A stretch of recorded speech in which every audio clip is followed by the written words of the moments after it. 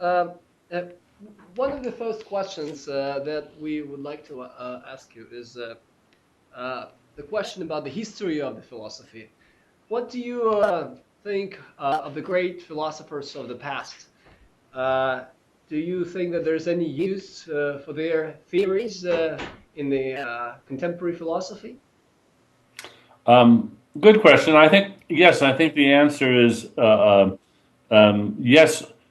Philosophy, more than other disciplines, must include a large element of historical scholarship for a very simple reason.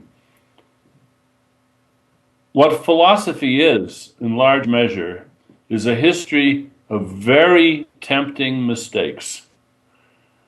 The great philosophers were no fools, and they got a lot of things right, but they also got a lot of things wrong. And if you don't know the history of philosophy, you are almost certain to make the mistakes that they made for yourself. I take great delight in watching, for instance, scientists who don't know any philosophy trying to figure out the mind, and with clock-like precision, they mistakes of Hume and Kant and Aristotle. It's just stunning to see how tempting these ideas are. And the only way I think that you can learn that they're not quite right is by learning the history of the field.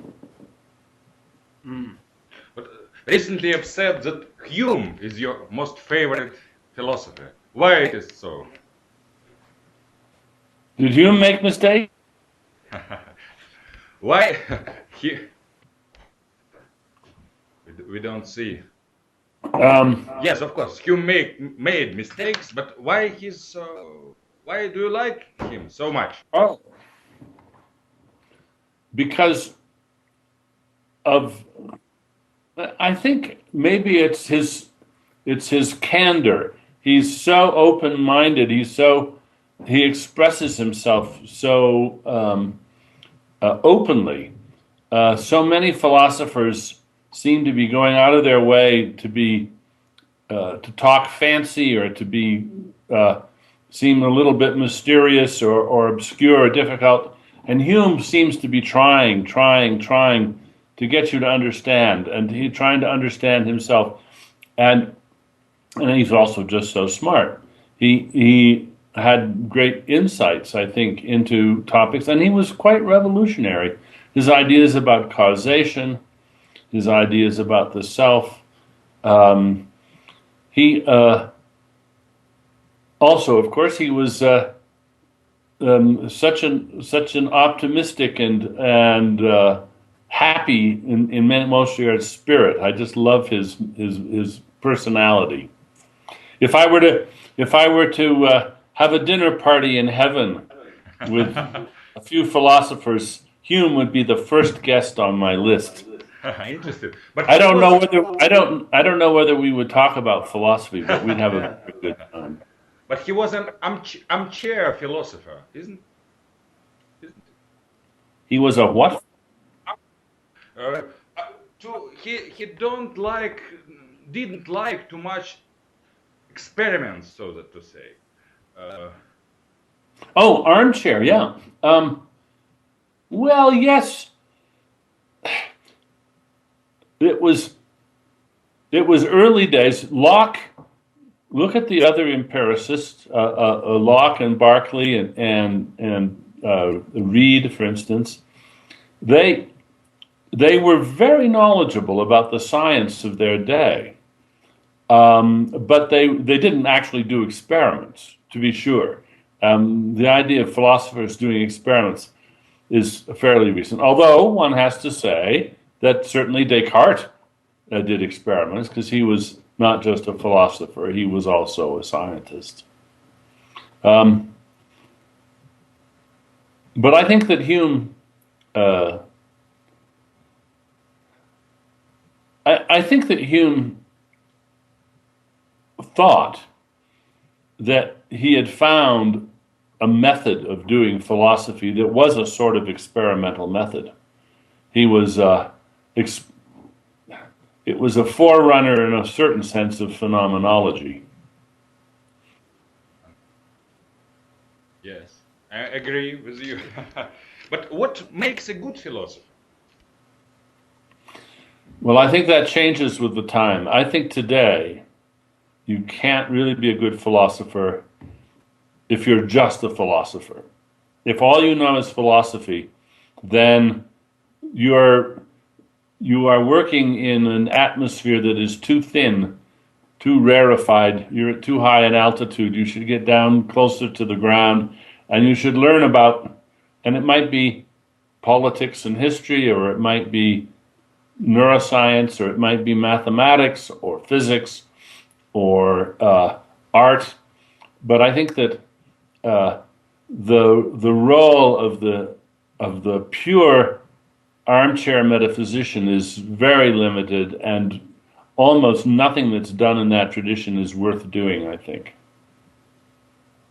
So that brings us to our next question, which is the question about the difference between the science and the philosophy. Do you think that there's actually a reason for a separate discipline to exist? Is there a reason to have people that call themselves philosophers, or maybe it is better to have those scientists that look up and look at the edges of their disciplines and study the more abstract notions and concepts? Well, that's an interesting idea, Dmitry. You might be right, but I for the moment at least, I think that it's probably better for philosophers, whatever other area they look into, to have a sort of common background of training, because you never can tell when some argument arising in, let's be extreme, some argument arising in ethics may cast an interesting shadow into work in the philosophy of science or neuroscience. I think that there is something, not a whole lot, but there is something to the training of a philosopher in understanding argument and analysis of argument that is general. I have a number of very fine students, graduate students, who have even PhDs in other fields, in sciences, and then they go into philosophy. And they do seem to learn a great deal. They don't always enjoy learning it, but they learn a great deal from taking courses quite outside of their scientific or conceptual interests, because of the ways of thinking that they learn there. What do you think about new field of experimental philosophy? I am cautiously optimistic about it. I think, like any new field, there are a lot of there's a lot of junk work that's being done, and only the best of it is worth doing. But there is some that's worth doing, and these are early days. And if they don't drown in the junk, this will be a good addition to the philosophical method. But are you an experimental philosopher or not? No, I haven't rounded up any hundreds of undergraduates or other people to give questionnaires to. I haven't done any of that, but I've been talking closely with people that do this sort of work, and a few of my students have done some of this. But I haven't posed an experimental question that I felt the need to test yet. Well, in a sense, that's not true, because when I was working on my religion project and breaking the spell, we did, in fact, do some experimental work. It wasn't really experimental philosophy, although one might say it was, where we looked at whether people could be provoked into stiffening their their dogmas, their religious beliefs, by viewing the questionnaire as something of a challenge to them rather than as a friendly inquiry. So we gave questions to people where we had we had a scale of answers where we anticipated that if they felt that their religious beliefs were being challenged at all by the questions, some of the questions were a little pointed, that this would stiffen their backs and they would answer more with a sort of more fundamentalist answers. They would respond to this faintly felt challenge with shall we say, more aggressive or more dogmatic answers. We found a little of that effect, but it wasn't significant. We didn't design the experiment well, so it was back to the drawing board. It's hard to do this well, and one way to learn how hard it is to try it, which I did, and we devoted a lot of effort to that, to the different questionnaires that we used, and we got hundreds of responses, but no publishable result came from it. What about consciousness? Do you think that any of your important arguments about what consciousness is can be tested? Oh yeah, certainly. And some of them, in effect, are being tested. I think that it's been now 20 years since I published Consciousness Explained, and the idea of the multiple drafts model or the fame in the brain model has had a good run, and numbers of experiments have been done which are certainly consistent with it, and nothing has come up that I think seriously challenges the basic idea there. There have been some experiments that wanted to challenge it, but didn't come up with anything good. So I think that some of the ideas, and of course, the whole area of change blindness, in effect, grew out of some of the claims that I made in Consciousness Explained. And that's certainly been fruitful. Maybe go back to experimental philosophy. If you are not, in strict sense, an experimental philosophy, so how could you describe your own philosophy? What it is like? Well, I think the best way to understand my philosophy is just to see it as it were, how it evolved, the history of it. When I was a graduate student, I became interested in the mind and how the mind could be the brain, how the brain could be the mind, and in particular how learning could happen.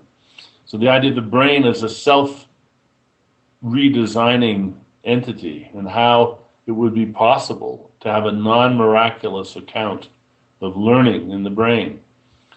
And that led me to my hypothesis about it being an evolutionary process in the brain, and that led me to evolution and evolutionary biology, which I'd never studied before.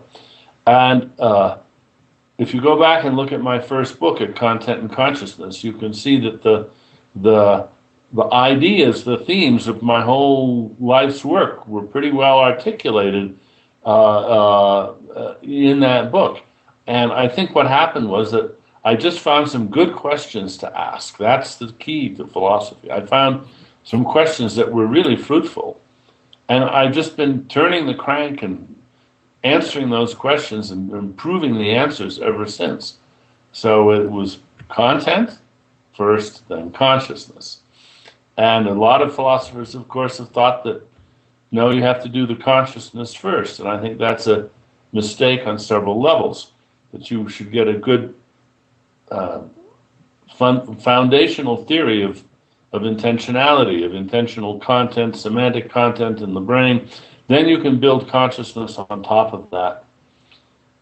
And then of course, I discovered that a lot of the resistance to my way of thinking, and sometimes it was veiled, it was not well articulated, it was sort of tacit or implicit in what was said, grew out of a fear about free will. That fear about free will, the fear that we don't have free will, that science might show that we don't have free will, that this was really the driving force. This was what motivated people at the end of the day to do whatever they were doing. So that led to two books, first Elbow Room and then Freedom Evolves. The same theory is presented in both, though much more articulated in the later book. So I would say that what's driven me all along is the idea that the problems of the mind, which are already conceptually difficult, are made more difficult by people's anxieties about two things, about free will and God. And they've grown up with the idea of the immortal soul, and the idea that ethics depends on having a soul and on there being a God.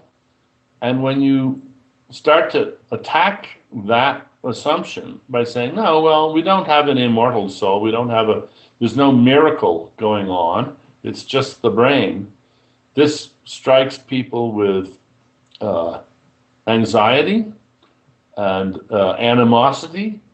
And a lot of the work that's been done, both by philosophers and by scientists, has been distorted by this hidden agenda.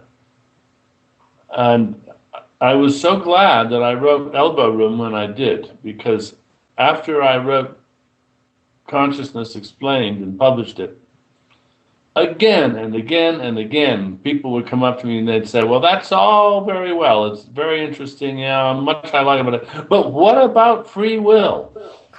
And I can say, well, yeah, good question. I've already written the book on that, which should answer your questions. You're right. That's the big problem. What about free will? So I already had my answer ready for them. Of course, I had to do it again. So it's clear that your philosophy was concentrated on intentionality and then consciousness, and then you were addressing these two important questions, the motivations, the free will problem and the God issue. But would you call your philosophy a system?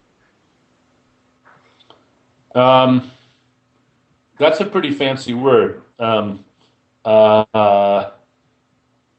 No, I think that it holds together pretty well for the reasons I've just said, because of the way it grew. But it was never been a system in the sense that I thought I had a methodology that had very strict principles and you just follow these through and you teach it to others or something like that. So I haven't had an ism, or it's not like Husserl's phenomenology with a capital P. It's not like that. But what about the structure?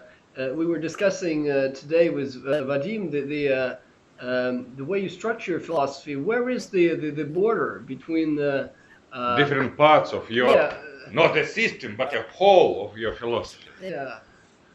Well, I think if I've done it right, the boundaries should be permeable and uncertain, because everything should lead to the next thing. If it goes well, then anything I say about free will or ethics should flow out of what I've said about consciousness and the limitations of the brain and the evolution of the mind. And certainly everything that I've had to say about religion has certainly grown very directly out of my thinking about cultural evolution and the mind and psychology. So I think the compartmentalization is only really useful when you have to teach a course and you have to tell the students, well, this course is going to be about cultural evolution, or this course is going to be about free will or about consciousness. And then this concentrates the topic, but you get leakage from the other areas. But if you were going to teach a course about your own philosophy as a whole, Yes. with which part will you begin? I think I'd begin with intentional systems and the intentional stance and the understanding of biology. Actually, my little book, Kinds of Minds, might be a good place to begin.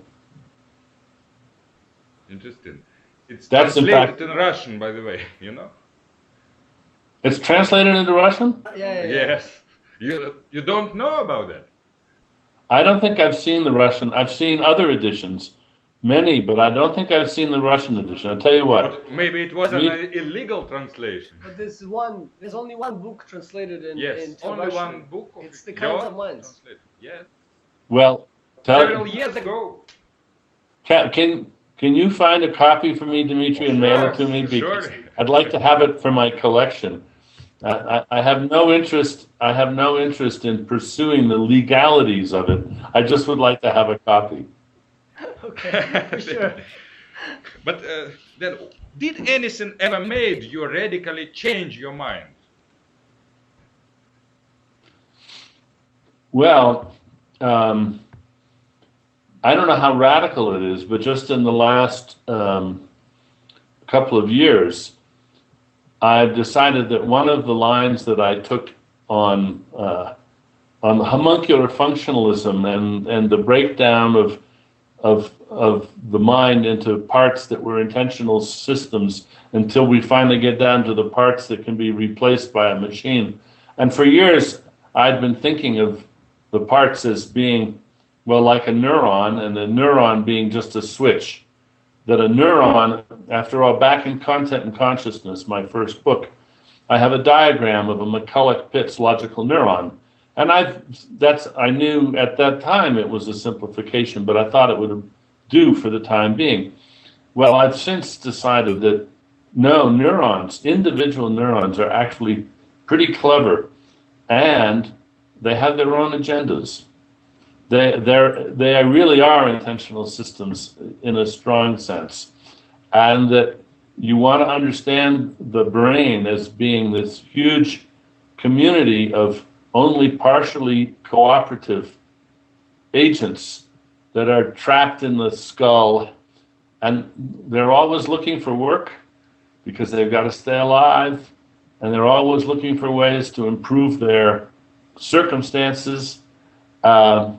And that although this at first looks very fanciful, the idea of the brain teeming with agents, when you recognize that every neuron in your brain is the direct descendant of free living, free swimming, unicellular, eukaryotic cells that lived and took care of themselves in the ocean for 1 billion years.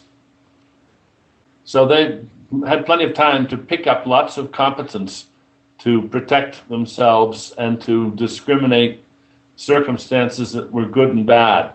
I don't think they've lost all those powers by being incorporated into multicellular organisms' brains. I think that the brain, in fact, can be considered an arena in which they get to vie with each other very competitively for influence. Now, of course, in a way, this grows out of some of the things that I've said about competition in the brain and Consciousness Explained. But I've seen that I want to take this competitive angle much more literally than I sometimes thought in the past. I thought it was competitive, but in a sort of friendly tug-of-war spirit. And now I think it's not so friendly. I think that when did you realize that? Well,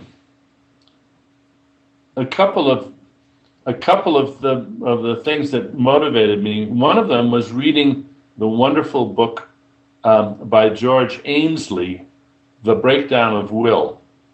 And I got puzzled. I think it's a marvelous book, full of insights, very original. But I got puzzled about how there could be warring interests in the brain. And if we got neuroscientific about it and asked, if you begin to read about people saying that dopamine, for instance, is the currency of reward, and you think, currency? Well, that can't be literal.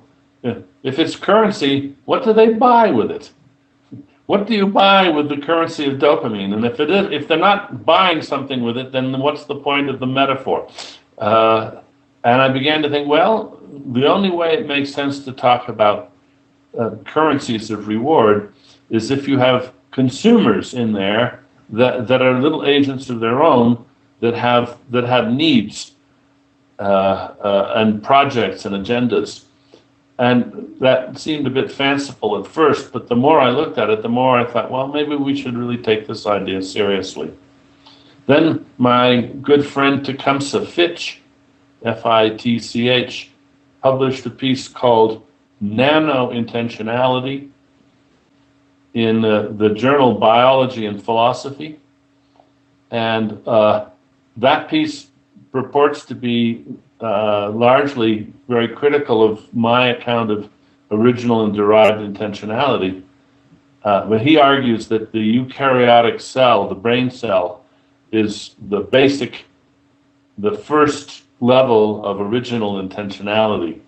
And although I don't like his use of the term original intentionality for that, and I think the dividing line between the prokaryote and the eukaryotic cell is not as clear as he does. But I think the basic idea, he does push the idea there that the neurons are remarkable little agents with the capacity to adjust their behavior to improve their circumstances across a wide variety of environments. And I think that's a key idea.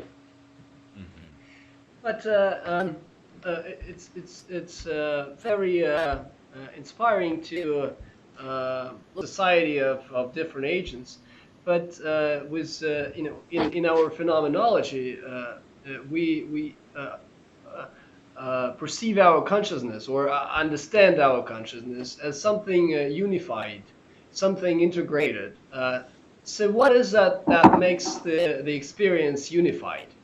Well, I think that the sense of unity is not what Kant thought, the transcendental unity of apperception. On the contrary, I think it's largely illusory. I think that the unity that we sense is indeed achieved when all is going well, and we can go for weeks or months at a time seemingly very, very well unified. But that is an accomplishment, not a precondition for consciousness. And it can fall apart quite radically. The most dramatic and salient, of course, is something like multiple personality disorder or associative disorder. But much milder and more familiar and less controversial are the sorts of internal conflicts that we all face. We talk about the decisions we make that are easy, that are, as we say, no-brainers in English. Well, of course, they're brainers, but they don't make a huge use of the brain. But think of the decisions that aren't no-brainers, the ones where we agonize, where we are distraught and in despair, and we pace the floor and we worry and we can't get to sleep thinking about these things. I think what's going on in these circumstances is a sort of internal war between factions in our brain. And we're not as unified as we think we are. And a lot of the unity that we display to our friends and to ourselves is a sort of superficial unity. And behind it lie lots of cross currents, lots of possibly disunified competences, which express themselves when they can. It is there's so many. Once you start thinking this way, you see so many phenomena which are readily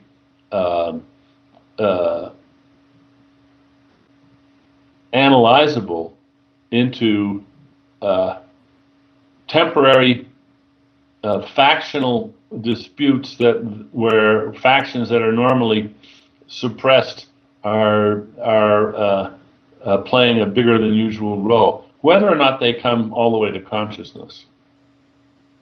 It's very interesting what you say, but I had one observation based on your famous thought experience, Where Am I?, where you have this situation with one body and two brains, the computer brain and the organic brain. Yep. And you made the reader imagine a situation where first they were working synchronically at the same time, replicating each other, and at some point they started going different directions.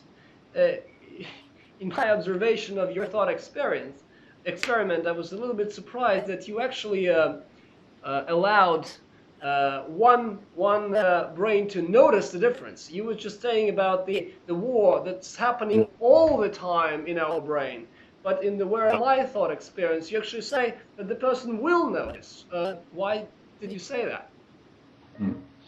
Well, of course, there's a rather special circumstance in the Where Am I story, in that there's two whole brains, so that there is a complete set of control organs and perceptual analyzers. It's total duplication of the whole brain. Whereas in the sort of conflict that I'm talking about now, it's all within one brain. It's parts within that brain that are in conflict with each other.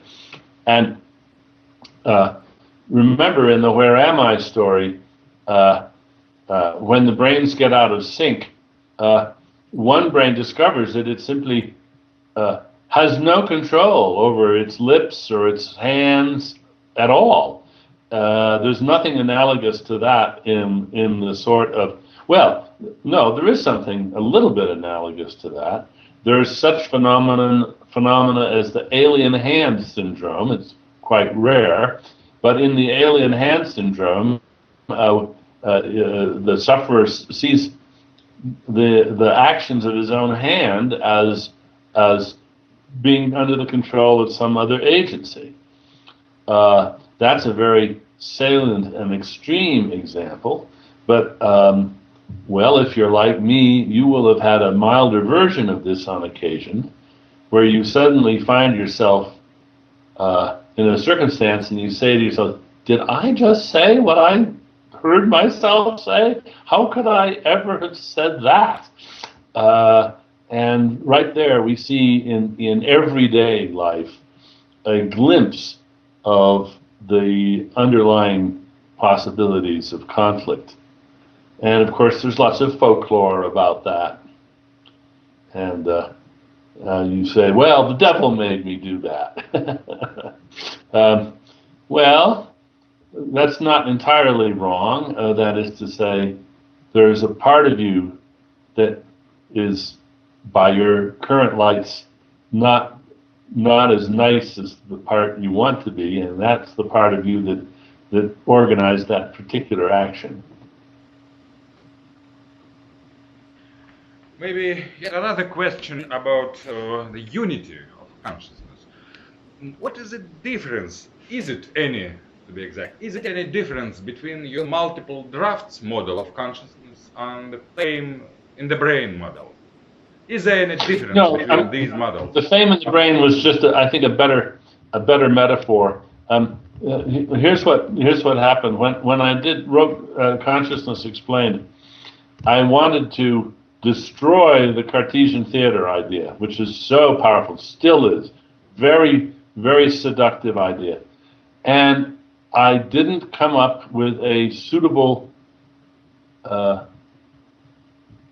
antidote, a suitable alternative, a vivid and attractive and easy to remember alternative to the Cartesian theater. But then shortly after the book was published, the fame in the brain idea occurred to me. I thought, oh, that's really better, because I can contrast. The Cartesian theater would have consciousness as sort of like a medium where you get on television. And I want to say consciousness is not a medium. It is not a communication medium. It's not a representational medium. It is rather a difference in influence or clout or fame in the brain. That's what consciousness really is. And it was important as a competing metaphor to show that there was an alternative to the otherwise very attractive idea that one thing happens in the brain and then another thing happens in the brain and then something else happens in the brain, and somewhere along the line suddenly you get a transduction into another medium and you have the glow of consciousness arriving. And I think that's a very tempting idea, and it's just wrong. Mm-hmm. So it's just a better metaphor, fame in the brain, not the real difference between the late and early theories. Right. It's just a better metaphor for the multiple drafts model. Yes. Interesting. But in your sweet dreams, you've said that you were not so sure that yes. What? That you was not so sure as earlier that that the culture is necessary for consciousness. In your sweet dreams, you've said that you are not sure more that the culture is so necessary for consciousness. Okay. Yes, I guess that's the way you can read that. And in a sense that's true. But let me go over that. The line between what's so as it were hardwired genetically, what's developmentally likely, even though not hardwired, and what is only developmentally likely under certain cultural circumstances, those are not strict lines. But we can in a thought experiment we can imagine exploring them in the following way. Don't try this at home. This is not an experiment you could ever do. Imagine raising a human baby in complete isolation. Robinson Crusoe as a baby on an island, no language, no social interactions, no enculturation at all, but somehow nourished and able to get up and move around and locomote and so forth, not bedridden. So I think that the question then is, what kind of consciousness would that entity, that organism, that human being have with just no cultural input at all? And first of all, of course, it's a horrible, horrible thing to even contemplate, because I think there's very little doubt that would be an extraordinarily disabled person. Now, the empirical question is, how strong are the genetically provided for dispositions? How much of the information and the sort of drive to develop the features of normal human consciousness would survive under that terrible circumstance and achieve their developmental results. Well, who knows? We don't know. What I wanted to do was to draw attention to the fact that we make a big mistake if we think that all of that competence, all of those thousands of dispositional habits that compose our, as it were, at the computational level, that compose the architecture of consciousness in our brain. It's a big mistake to suppose that that's all genetically provided for. I think that a great deal of it is provided by enculturation. So, in a way, it's I'm just making a sort of evo-devo point.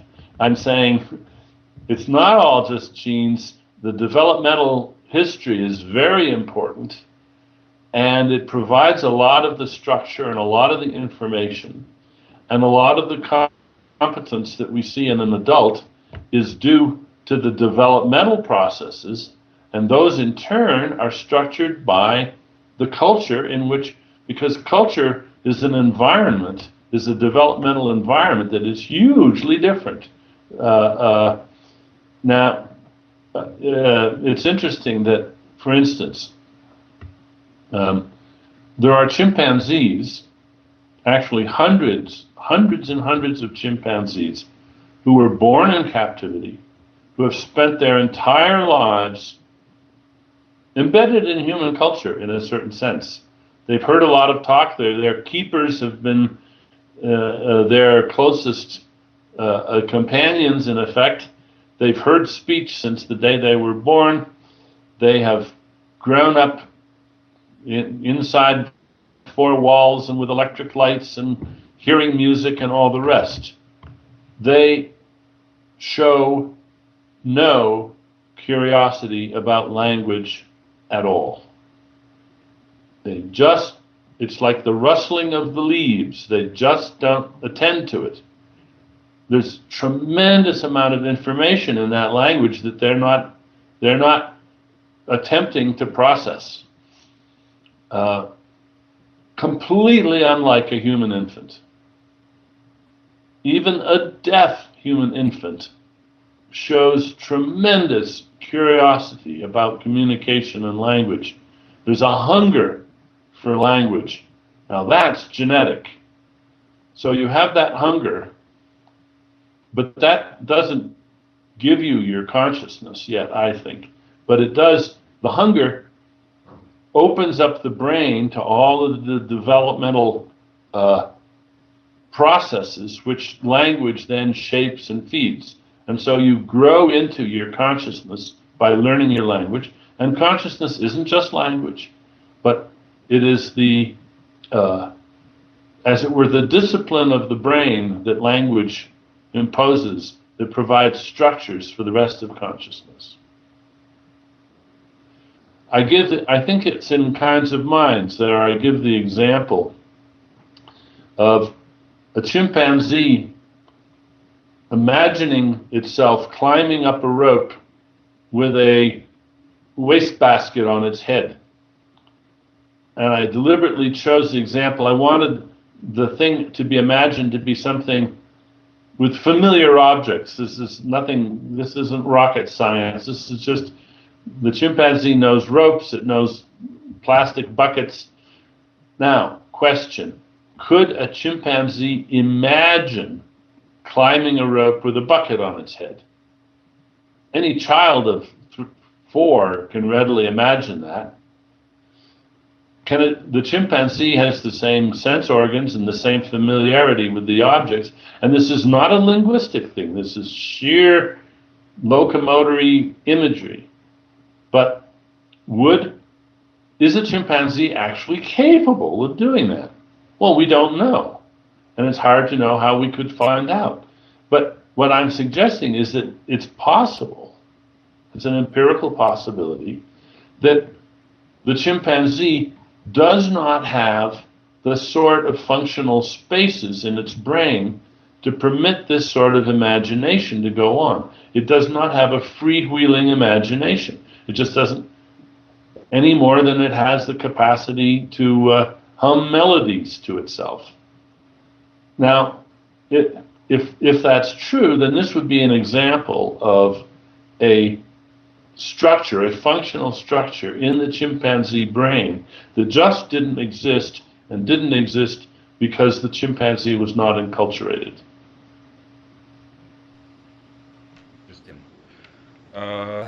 Once you've said that people are zombies, please explain, are we really zombies after all?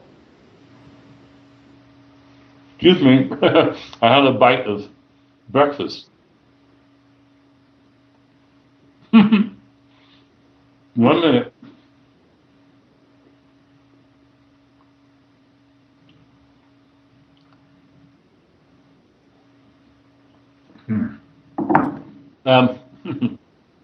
Yes, have some water.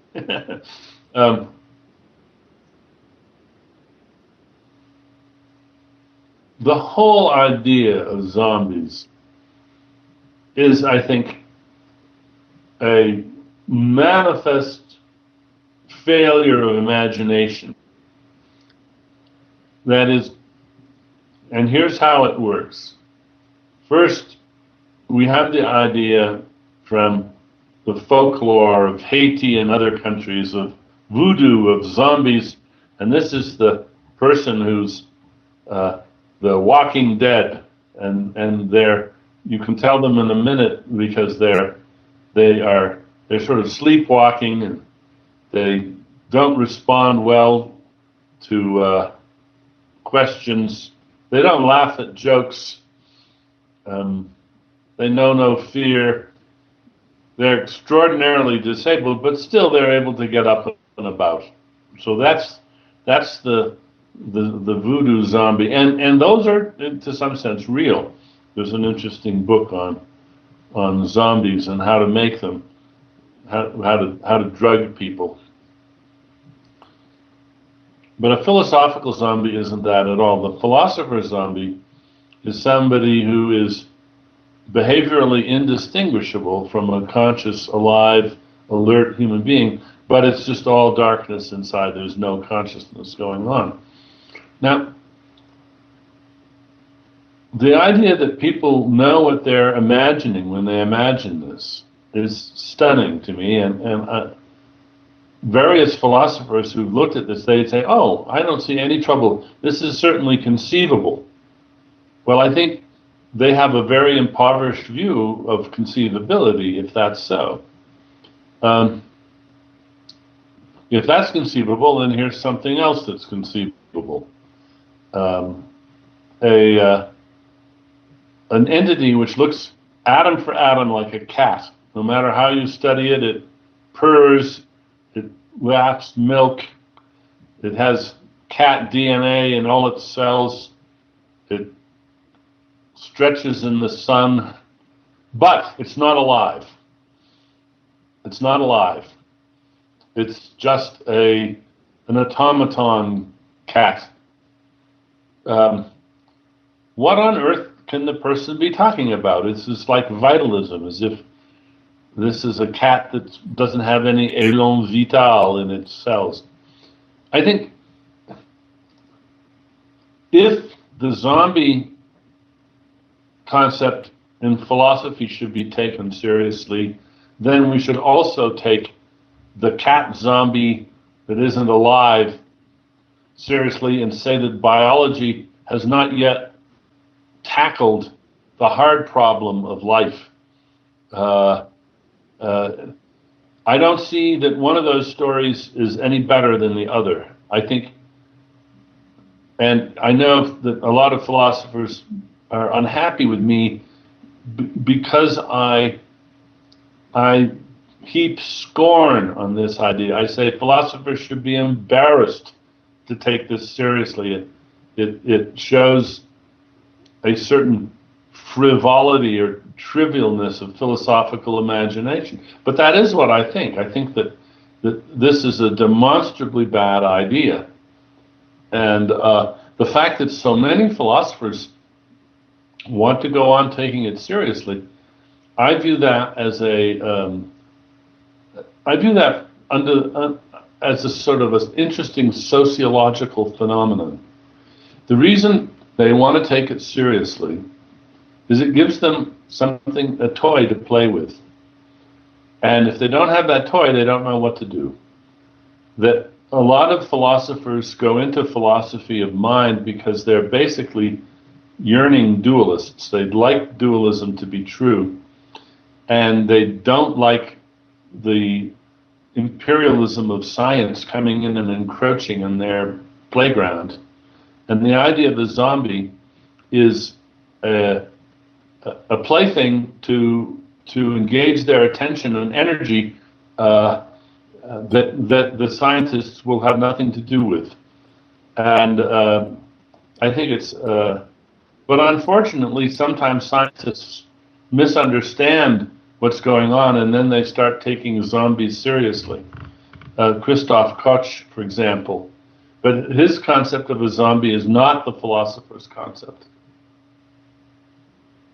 His concept of a zombie is much more like my concept of a neuron as an intelligent agent, not a conscious agent, but as an intelligent agent.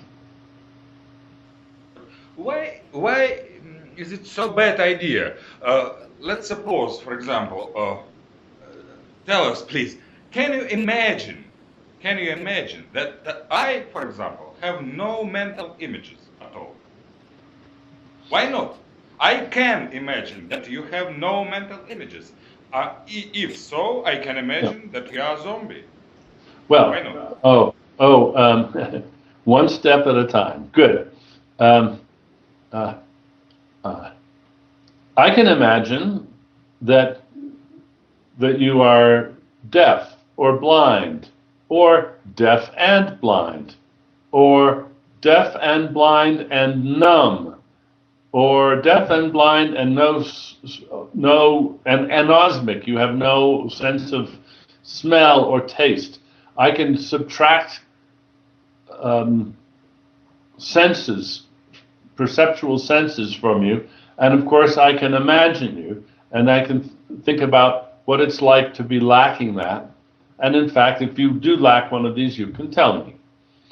I can also well imagine that you have no mental imagery. There are cases of people who claim to have no mental imagery. But of course, they have they don't have mental imagery, but they have thought. And they can reflect on their thought. And if you ask them, well, what is it like? They have answers. But now, you see, the zombie isn't like that at all. The zombie doesn't think there's anything wrong. The zombie has a rich dream life and a rich mental life and sexual fantasies, let's suppose, and loves to remember that chocolate cake that he ate yesterday and the truffles that he had on an omelet the day before. All of that is within the competence of the zombie. If you don't understand the zombie that way, then you're not thinking about a philosophical zombie. So the idea that if I try to imagine you as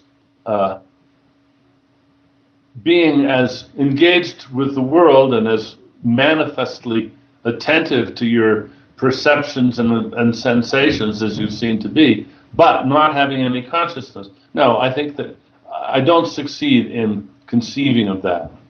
I think that's where the mistake is. But anyway, you don't see my mental images, isn't it? That's right. I don't see your mental images, but in fact, you reveal your capacity to engage with mental imagery in a thousand ways. There are lots of experiments done by people like Steve Koslin and Roger Shepard and others that deal with imagery, and I've used some simple examples of my own.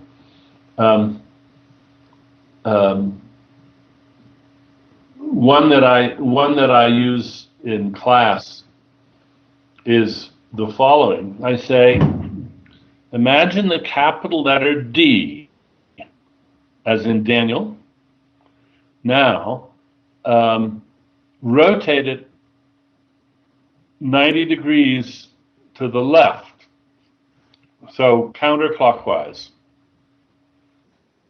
Now imagine the capital letter J, as in Jerry, and bring that J up under the D and attach it in the middle of the D as it is lying there.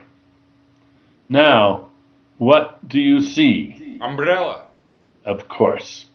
Now, could you do that? I think I've just proved that you have mental imagery.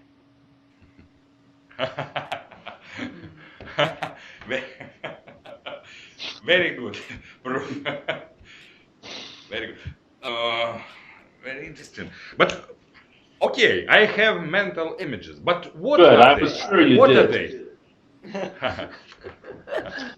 Well, they're not pictures in the brain. They're not. They're not even very much like pictures in the brain. But what they are like is like seeing. And the important thing to realize is that seeing isn't pictures in the brain either. If we've still got pictures in the brain, we still have the Cartesian theater. We don't want that. What we have to realize is that when you see, there is an image focused on your retina at the back of your eyeball. It's upside down, but it's in color. It's just like a photographic image. In one sense, that's the last image in the seeing process. Everything that happens after the retina is dealing with things which are less paradigmatic images.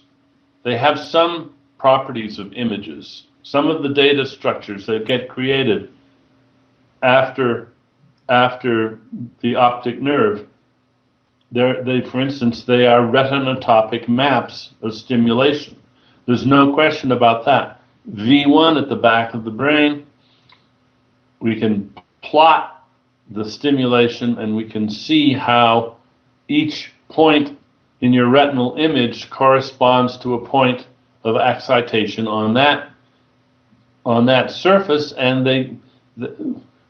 in principle, you could see the pictures if you had the right sorts of dyes or something that could exhibit them. And in fact, there are some cases where this has been done.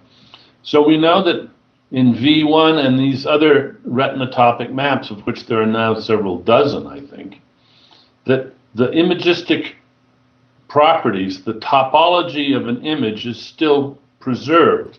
But that does not mean that the topology of the image is being utilized or being seen or being appreciated by all the processes working on them. Now,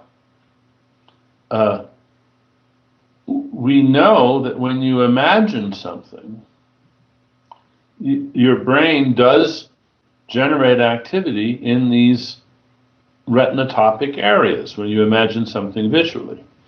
So there are data structures, there are patterns of stimulation in the nervous system that have the structure in common with the retinotopic, with the retinal image to some degree, to some extent. And but the important thing is what operations are defined over these. What information can be extracted from this stimulation? And this is where it becomes less and less like an image. I'm trying to think of a not very technical way of saying this now.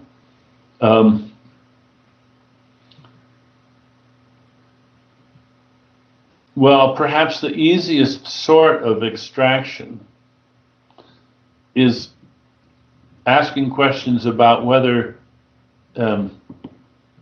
one point is between two others. As it were, do these 3 points lie on a straight line or on an almost straight line? A, B, and C. Can we say anything about the fact, is B in between A and C in the picture? This is a sort of topological or geometrical property, and the question is whether this information can be extracted from your mental image. And the answer is, depending on how much work you've done to make the mental image vivid, the answer can be yes or the answer can be no. To give you a graphic example of this, with my students, I sometimes say, oh, I want you now, please, close your eyes and imagine a purple cow. And so I say, you done it? Yeah, I'll say yes. And I say, all right, was your cow facing left or right? And some of the people realize they can't say. Even as simple a question as that, they didn't bother. They did something. They did something in their minds, but they didn't go into enough detail, even to say whether it was facing left or right. And of course, most of them, I say, well, could you see the udder? And they realized they never got that far. They didn't. They imagined the cow's head, maybe, and which way it was facing. But they never got to imagining the tail or the hoofs. And once I raise the question, of course, they immediately add those details. They then do some more work. They do some more imagining. But before they do that, their data structure is a remarkably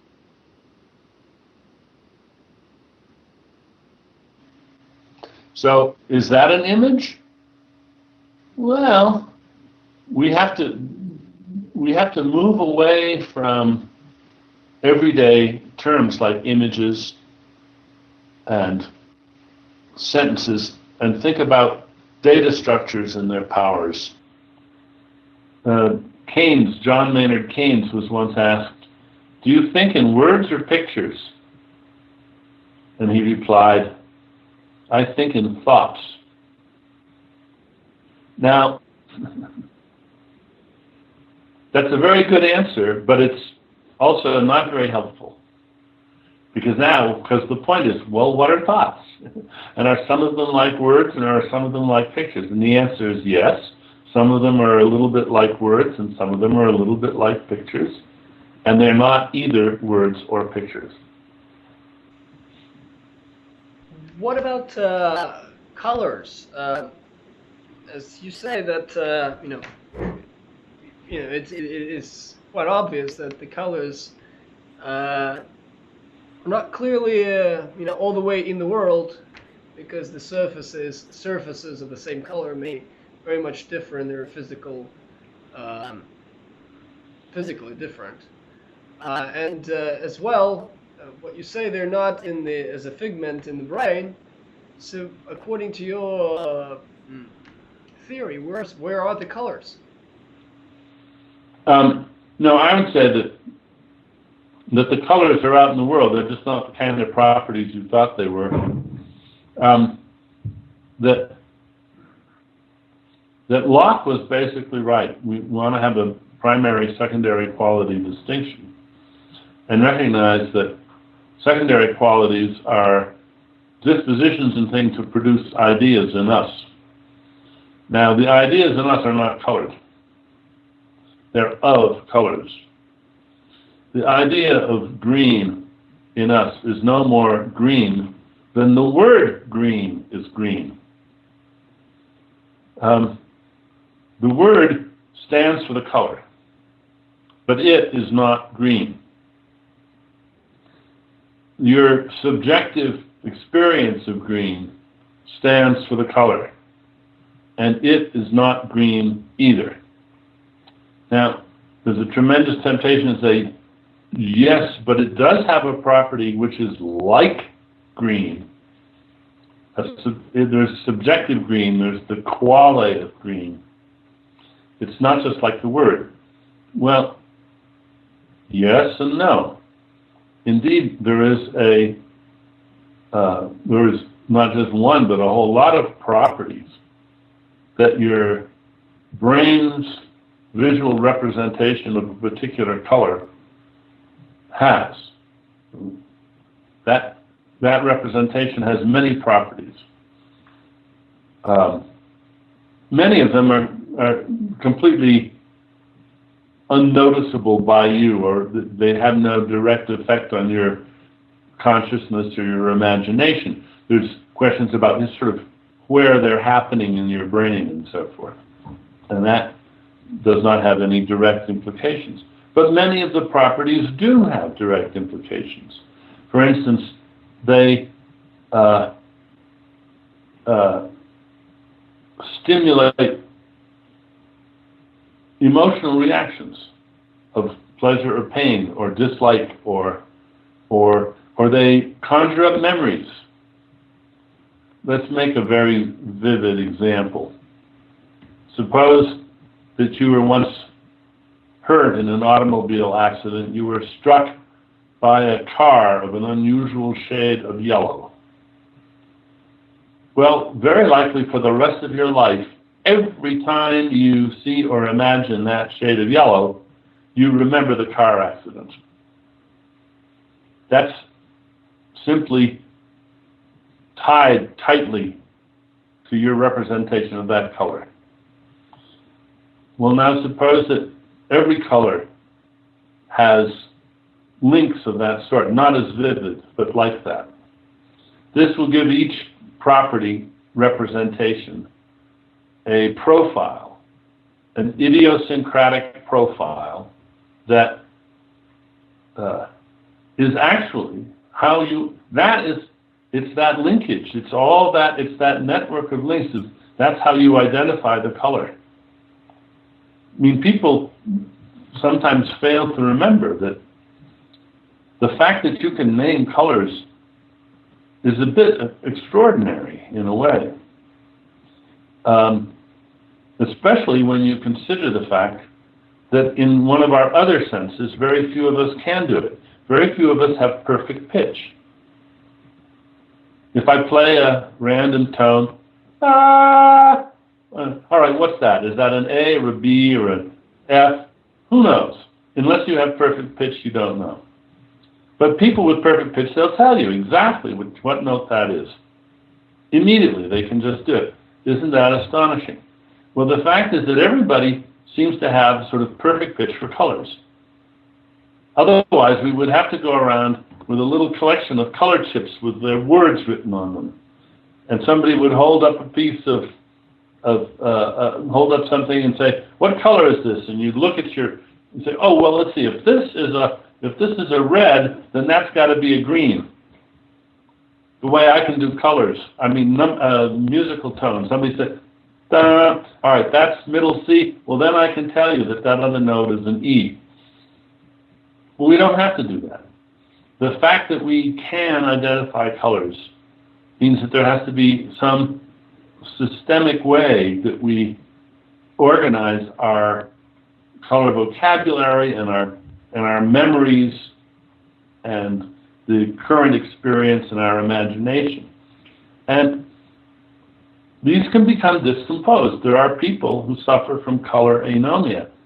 Their color vision is intact, but they cannot name colors at all, except by chance. They are, in effect, like those of us who can't name notes in music.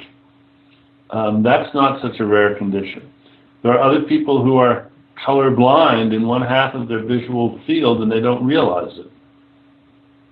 Of course, we tend not to realize that we don't have good color perception in the peripheries of our visual world. Color is something which is much more complicated. When you get into the science of it, you realize that a lot of everyday conviction, introspective conviction about color is just mistaken and needs to be rethought. So I think colors are out there in the world, because colors are indeed those surfaces that reflect light in certain ways that produce effects in us. That's what colors are. But we can't define those properties independently of color vision, and hence of normal class of things with color vision. For instance,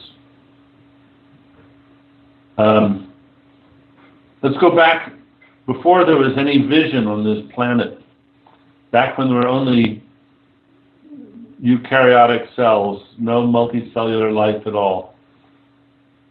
And let's suppose that there was a huge earthquake that created a giant cliff. The Earth rose up, and if we were to look at that cliff, we would see lots of strata, lots of stripes of different colors of rock, red and yellow and gray, from the different geological eras. So there would be these visible stripes that we could follow. Now, ask the question, were those stripes colored and visible back then? Well, they had the same chemical composition then, and let's suppose the atmosphere was roughly the same, and so the iron oxides are going to be reddish colored and so forth. So in one sense, yeah, sure, they were colored. But whether two stripes were the same color depends on what visual system you're talking about. Because after all, if we were all red-green colorblind, then there could be two stripes which to us looked to be the same color and were indistinguishable, but they were chemically different, but not visibly different to us. We would say, by definition, they're the same color. But so we have to characterize color properties relative to a class of color vision enjoyers or havers. Now that doesn't make it relativistic. That doesn't mean it isn't an objective property.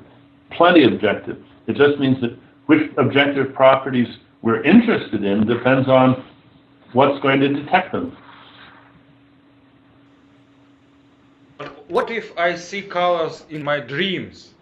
What are these colors? When you see colors in your dreams, well, suppose that in your dream you eat a horse. Do you really eat a horse? No, you just dream you eat a horse. No horse to eat, you just dreamed you ate a horse.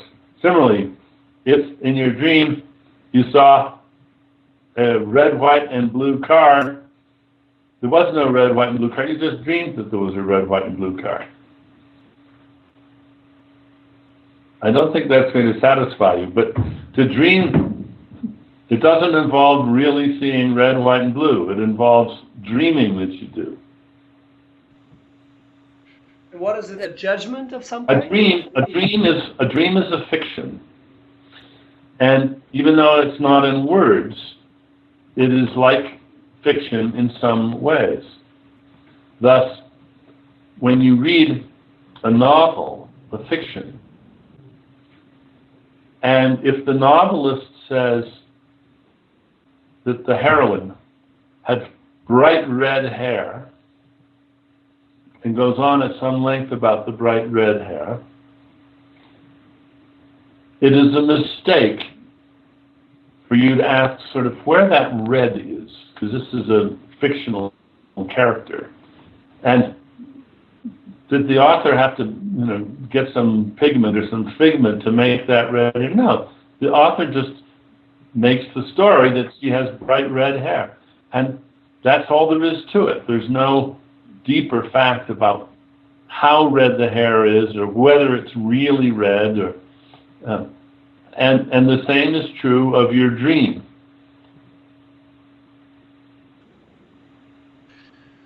Very interesting. Responding to the previous question, you mentioned your students. Yeah. And of course, they are part of your life, philosophical life. So our last question, do you live a life, philosophical life? Maybe you'd tell us something about your way of life as philosopher. Oh, that's a good question. Well, I do not lead as philosophical a life as some of my colleagues. I certainly know people who are, in effect, doing philosophy every waking hour. That's not me. I have too many other things that interest me. Whether I am at my farm in Maine, pretending to be a farmer and running my tractor and doing things like that, or out on my sailboat, or making things. I love to fix things and make things, have a good workshop. Or whether I'm playing with my grandchildren, or going on adventures with my wife, or whatever. Most of that time I'm not thinking about philosophy at all. But sometimes I am. Sometimes if I'm just walking down the road, or or say at the helm of my sailboat, I'm going over whatever thinking I've been currently doing, and going over it a lot. Or if I'm driving down the highway, my wife knows that I will go silent for long periods of time sometimes when we're driving along the highway, and she knows that I'm probably working on a rebuttal to some argument, or I'm working on a paper in my head. And when we get back to talking, she'll find out a little bit about it. So she's very good at not interrupting me unless she has to. But interesting. But let's suppose that someone wants to live according to your philosophy. What life it will be? Is it possible to live according to your philosophy? Well, of course it's possible, because I do. But I don't think I have any special maxims to follow or principles to follow, other than just to be an open-minded skeptic, and to be curious. And curiosity is, to me, perhaps the most important thing.